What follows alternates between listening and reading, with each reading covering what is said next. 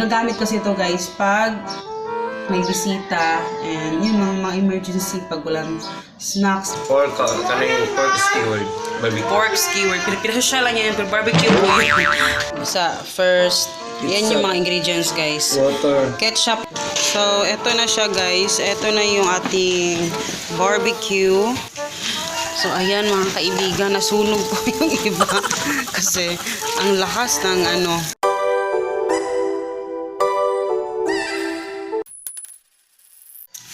Good morning guys. Today is Sunday. Easter Sunday ngayon, diba? So, ayun. Today is April 21, 2019. Maaga ako nagising alas 4 kasi, you know, Sunday. So, kaya magluluto ko ng pancake para sa aming umagahan. Tulog pa yung mag-ama ko. Pero actually, marami naman akong natapos na. And wala akong, wala akong chore chart kasi syempre Sunday. Have a blessed Sunday everyone. And yun, magluluto muna ako ng pancake ha. Ito lang kayo ilalagay. Tapos may sa inyo, bakit to yung kilay ko hindi pantay pag nagbablog ako. Kasi actually, pantay talaga sila. Pero dahil sa nasa dito mas maliwanag sa may bintana. Kaya yung aking kilay, parang ang nipis na dito sa kabila, medyo makapal. Normal lang po yan dahil sa liwanag. So, ito ipapaano ko muna itong aking butter. And may nagtatanong sa inyo kung ano yung ginagamit ko sa pancake mix ko. 1:1 lang talaga to guys. Isang lang to.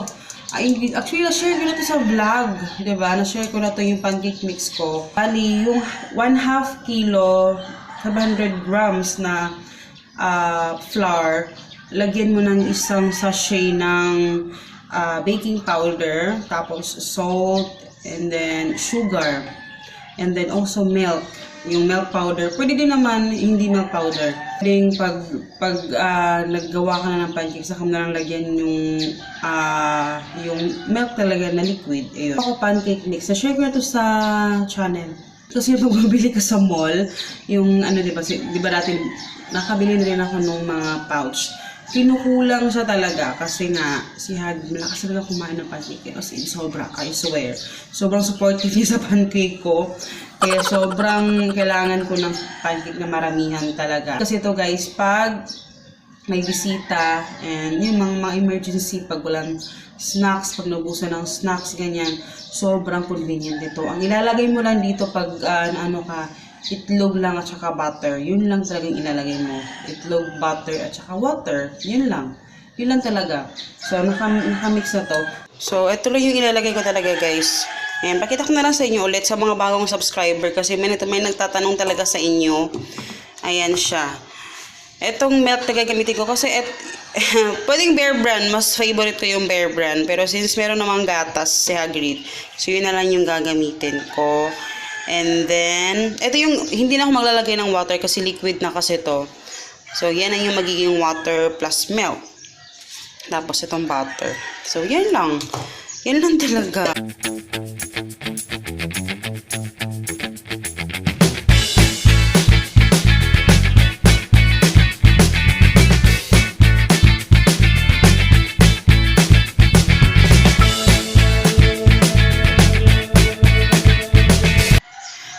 Tapos nakalimutan ko pala kailangan maglagay ng egg syempre. And ayun, 4 na egg yung ilalagay ko para talagang masarap siya. Ayan, natapos na ako mag-mix. Yun, advice ko sa inyo pag marami kayong anak. Ina-advise ko talaga na pancake mix. Pinaka-importante na meron ka sa bahay. Kung wala kang butter, pwedeng margarine. Masarap din yung margarine. Sa akin yung butter kasi nagagamit siya sa iba-ibang bagay. Kaya yun yung isinastock ko doon sa refrigerator namin. Nangyari dito sa ilong ko. So, ayan yung mixture niya. Hindi ba siya nung nag-melt pa yung butter kasi. Pero okay lang. So, ayan guys. Tatapos lang namin kumain. Hindi yun na kumakain yung isa. Kanina pa yung kumakain. Hindi pa tapos. Pero today is isi-share namin sa inyo yung ano tawag yan pa? Good morning day pa, uy. Morning guys, parang pork skewered. Barbecue. Pork skewer. Pinasosya lang yan, pero barbecue po yun. Barbecue yun. Yung pinakasimple na barbecue na nakita ko, share namin sa inyo. Actually, sobrang sarap nito. Sa mga birthdays, ginawa niya ni Papa, sobrang sarap nung barbecue. So, kaya i-share namin sa inyo kung ano yung mga nilagay niya na ingredients, okay? First, yan yung mga ingredients, guys. Water. Ketchup. Yung ketchup, guys, anything na ketchup. Ano yan? Yung Jolly lang na ketchup binili ni Papa. Yung 5 pesos. Tapos, water. Salt. Ayan, may asin. Pepper. Bitsin. Sugar. Suka at Toyo. Ayan, yan lang yung ingredients niya. Tapos, medyo marami lang tingnan yan, pero... nilagyan na ito ng kaning garlic. Tapos, eto yung... Sige nga part pa. Yung kaning Menudo. Kasi pang barbecue kasi to guys. So, ganyan yung binili namin. Tapos, may nilagyan na si Papa dyan na... Garlic. Maraming garlic. Sobrang daming garlic. So, kagabi niya nilagay para maglasa siguro yung garlic kasi 'di ba? Iba yung lasa ng garlic. So, yan makikita niyo naman lahat 'yan sa kusina niyo, 'di ba? Kaya 'yun pinaka-basic talaga na So, first ketchup. Kung gano'n daw kadami yung ketchup, gano'n din daw kadami yung soy sauce. Ayan. Expert si Papa sa mga ganyan. Wow! Tapos, yung suka, kunti lang yung lagay nyo, isang kutsara lang. Pepper. Yeah, black pepper. Yung powder. Yung durog lang. Hindi naman powder, pero durog lang yung amin kasi. May ito, Ha? 1 teaspoon. 1 teaspoon. Salt. Zot. Bitsin. Tapos yung... Optional lang yan guys kung ayaw nyo maglagay yan, okay lang. Half lang ng... Yung sugar talaga yung Isa. yung sinabi ko sa inyo na ingredients niya. Tapos, yun. Water. Tapos yung water. Measuring cup natin. Lang yung, hindi lang yung marami. Hindi na namin i-measure guys. Kayo na yung bahalang magtansya kasi... Pero hindi yung sobrang marami kasi... Yung meat kasi namin, lang yan marami kasi yung meat.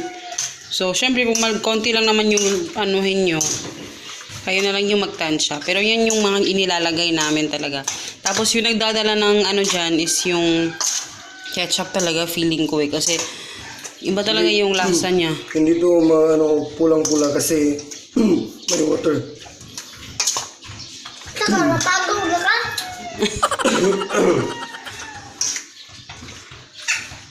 Ang totoong skewered, wala talagang ketchup pero nilagyan namin para... Ayan na. Tapos, i-ano na lang natin, marinate ng konti para at least yung lasa niya mag-absorb dun sa meat. So, yan lang kasimple. Ganyan lang. Kasi yung... Oo. Tapos yan lang talaga. Makikita lang yan sa ayun, pinadagdagan ko kay Papa yun ng ketchup para at least mas siya. Pero sobrang masarap talaga siya, especially dun sa ang tawag dun pa katabi itong yung mga buto-buto, yung parang ribs. Ang sarap niyang ilagyan ng ganyan. Alam mo yung basta nakatry na kami na sobrang sarap talaga niya. And Tuman! talaga guys. Dapat ito tikman daw. Masarap na ba? Tamis mo para ba? Ganyan din sa mga chef. Tinitikman nila. Pero, ayun. Yun lang. Masarap siya talaga siya, I swear. Na-try na talaga namin ilan. Sabi ko kay Papa, i-share natin dito sa vlog kasi ginagawa namin yan parati dati. Noon, pag may mga okasyon, ganyan. Tapos yung mga bisita, yun talaga yung una kasi masarap talaga siya. Ay, pala, syempre, nagbili kami kahapon ng barbecue stick na maliliit. Kasi maliliit naman yung niya, mga hiwa-hiwa. So, yun lang, ka basic, 'di ba? Ang dali lang talagang gawin. Alam mo yun, kahit bata alam yun Wow, charot. Kahit bata alam yun. Pero anyway, yun lang yung namin. i-share namin sa inyo. Pakita namin sa inyo mamaya. Kasi magsisimba pa kasi kami. Yun, mag-church kami today. And tapos na kami mag-umagahan. So mag-ano muna kami dun sa kwarto. Family time. Hello guys! Good afternoon. So ayan, papakita ko na sa inyo. Basta dyan yung mga stocks sa galat sa baba. Kasi nag-update ako ng stocks. Papakita ko sa inyo yung ginawa namin na minarinate namin na barbecue. So, ayan na yung minarinate natin. Nilagay namin siya sa refrigerator. Ano pa yan pa? Nilagay namin siya sa refrigerator. Kasi kanina nagsimba kami. So, minarinate muna namin. Nilagay sa refrigerator. Then ngayon, anong oras na ngayon? Mag-alas 4 na. So, yun yung itsura niya. Mas maganda yung one day niya. Yeah, overnight. Overnight marinate. Kasi mas yung lasa niya. So, eto na siya guys. Eto na yung ating barbecue. Yan, nilagyan ko na lang oil yung ilalim kasi baka dumikit. Ayan. Lagay na natin. Tapos, eto, nilagyan ni Papa oil. At saka yung pinagmarinitan niya, nilagyan niya din. Yan yung ating ipapahi dito sa ating barbecue. Ayan.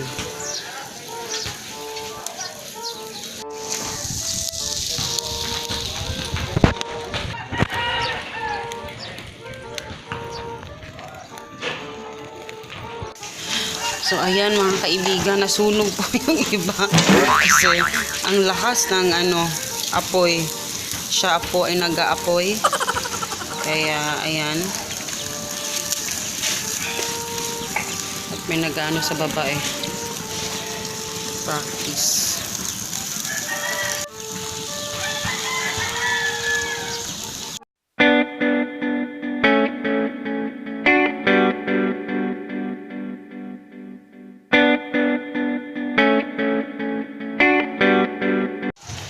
So, eto na yung ating barbecue.